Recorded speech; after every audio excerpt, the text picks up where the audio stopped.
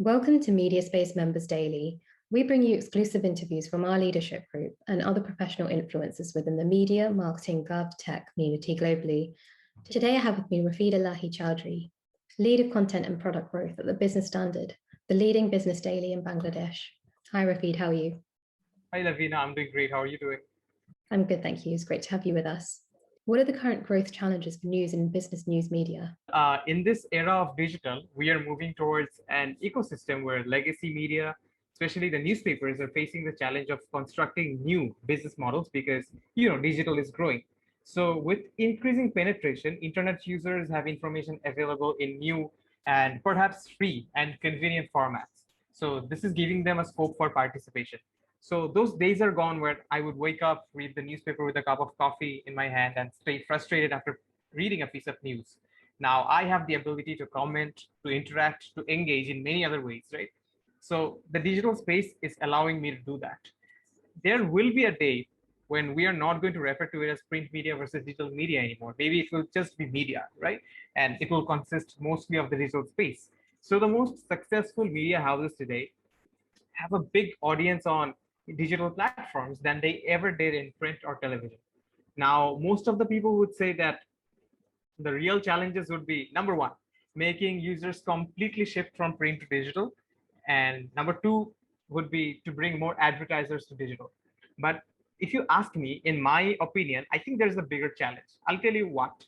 So it is that developing a strong, relevant, and promising product in digital is the real challenge. You see, there are not so many entry barriers in digital, right? So someone who wants to open a media house, he or she doesn't need permission for broadcasting or pay so much money to print thousands of newspaper copies every day. Earlier, I used to pay XYZ dollars per month for keeping a newspaper in my house, right? But now it's relatively cheaper and perhaps it's free in digital. And I'm probably not even paying. Even if I am paying, it's comparatively lower. Therefore, as a consumer, I might jump from one news site to another. And there isn't adequate loyalty towards a media brand in digital.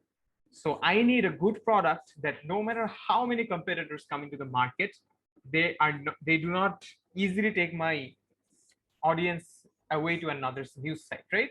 He or she will have to spend more time on my platform. And when I have a good product, I don't have to convince the advertisers to spend more in digital. The results themselves will automatically persuade them to do so. And therefore, I think that the biggest challenge is, without any doubt, that many news platforms don't build a good product or identify a unique selling point for the audience. What are the key opportunities for news and business news media? So earlier, I didn't have the option to do whatever I wanted as a publisher on my newspaper, right? But now I am operating in both print and online. So I have the ability to innovate in ways that will enable me to deliver something than just simple news content, something way more than that. So from the business standard, we are trying to do relevant and interesting things that are not just news content. Through partnerships with some esteemed platforms to coming up with initiatives that we could do as a publisher, we are trying to find out ways in which we can convey the message to our existing and potential readers that we are not just a leading business daily in Bangladesh, we are also a platform where you can come and spend time for several purposes.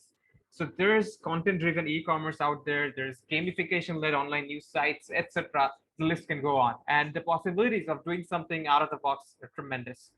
So I think that there are a lot of opportunities when it comes to product diversification. The opportunities that lie ahead are fruitful for the publishing ecosystem. But in order for that to happen, I think we all, the publishers, the readers, the advertisers, and all the other stakeholders involved in the process need to collaborate and support each other for this to be taken to a new level. What's your advice for the rest of 2021? So I'll share 5 advices. Number 1, don't completely rely on ads. Like, just completely being dependent on the advertising, that's ridiculous.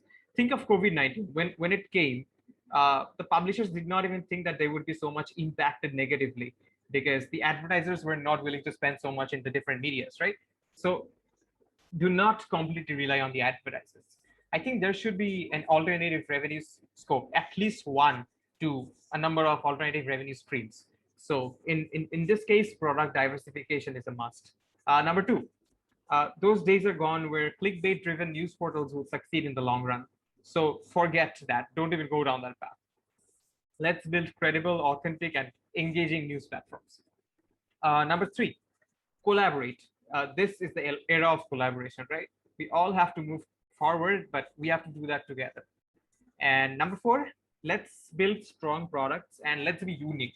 Instead of copying each other, let's try to find out a point where we can give something. It could be anything to our customers. It could be any sort of value that the customer is not going to find in another publisher. So of course, it's impossible for every publisher to come up with one unique selling point. But by having some sort of uniqueness, I think that makes the product way more stronger. And number 5, let's respect the data of our users. Thank you, Rafeed, for joining us and for sharing your knowledge and expertise. Stay tuned for the next episode of Mediaspace Members Daily. In the meantime, connect with us at mediaspace.global.